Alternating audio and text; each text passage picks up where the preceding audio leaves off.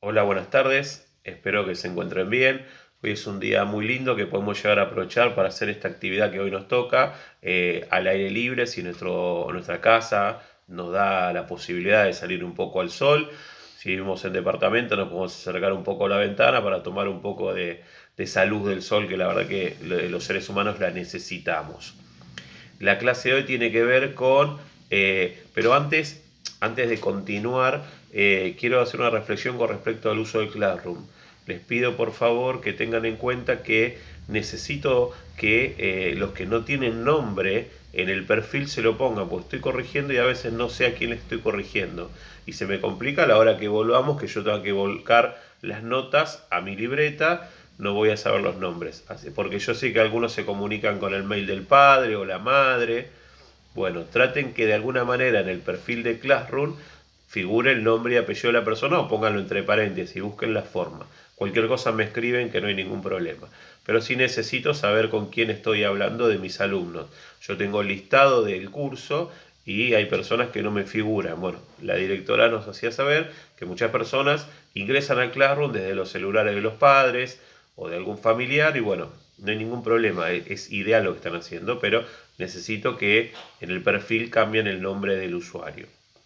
Bien, decíamos, estamos en historia, estamos analizando esos hechos que la sociedad, que la humanidad ha definido como importantes, relevantes, para que las generaciones siguientes las aprendan. Ustedes son esa generación que tiene que aprender hoy, por ejemplo, de la época medieval, siglo XI al siglo XV, donde hubo sociedades, en general con una característica feudal, y que esas sociedades tienen que ser analizadas para que ustedes las entiendan, porque eso les permite conocer el por qué nuestra sociedad hoy es así. ¿Se entiende? Bien, en la Baja Edad Media, entre los siglos XI y XIV, la mayoría de la gente era analfabeta, no sabía leer, no sabía escribir. Y el conocimiento únicamente estaba en las abadías, en las iglesias. Únicamente los partícipes de la iglesia, no los fieles, sino los curas, los sacerdotes, eran los que tenían el conocimiento, el saber leer, el saber escribir y el poder tener acceso a libros. Por ejemplo, uno de los más importantes de la época era la Biblia, porque tenía mucho conocimiento. En esta época, Dios, por decirlo de alguna manera, era muy importante y para toda la gente que vivía en esa época, lo que observaba Dios de nosotros era muy importante. Entonces la iglesia ocupaba un lugar trascendental en la vida de todos y se le daba mucha importancia a lo que decía la iglesia.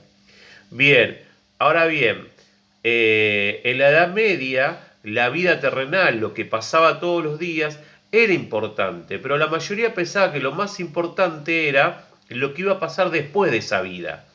Es decir, la famosa idea de huir al cielo o huir al infierno. Entonces, la gente hacía cosas con la idea de que Dios observara que ellos eran buenos y que su alma iba a ser salvada. ¿Quién se encargaba de salvar las almas? Justamente la iglesia. Los intelectuales de esa época veían a la sociedad como un cuerpo humano.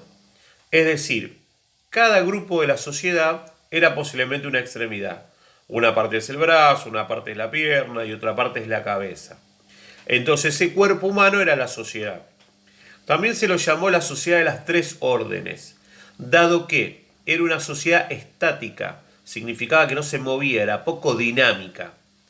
¿Por qué? Porque había tres jerarquías, tres espacios donde uno podía llegar a participar. Los primeros eran los oradores, que eran los que justamente tienen que ver con la iglesia, y los que iban a orar, a rezar por el alma de la gente. En ese lugar era muy difícil ingresar, era muy difícil ingresar. Luego estaban los velatores, que eran los que se encargaban de la guerra. Cuando en una sociedad, en un pueblo, había un conflicto, los velatores se tenían que encargar de defender a los de ese pueblo. Eran los que tenían caballos, los que tenían herramientas, armas, más allá de las armas como herramientas para la guerra. Y luego estaban los laboradores. Estos laboratorios eran lo que se encargaban justamente, eran de laburar, de trabajar la tierra para darle de comer a las otras dos órdenes. Esta sociedad de tres órdenes que yo dije que era estática, también era jerárquica, porque había jerarquía. La primera jerarquía la cumplían los oratores, luego los velatores, y el campesinado estaba en una última instancia, una última jerarquía, que era ser laboratore.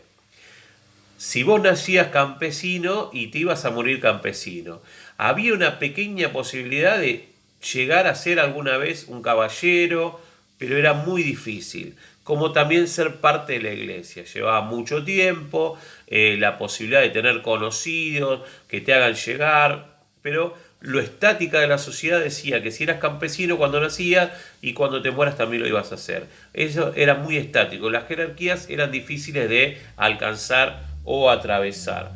Bien, día hermoso para trabajar un ratito al sol si se puede. Les dejo una actividad, les mando un abrazo, nos vemos la clase que viene.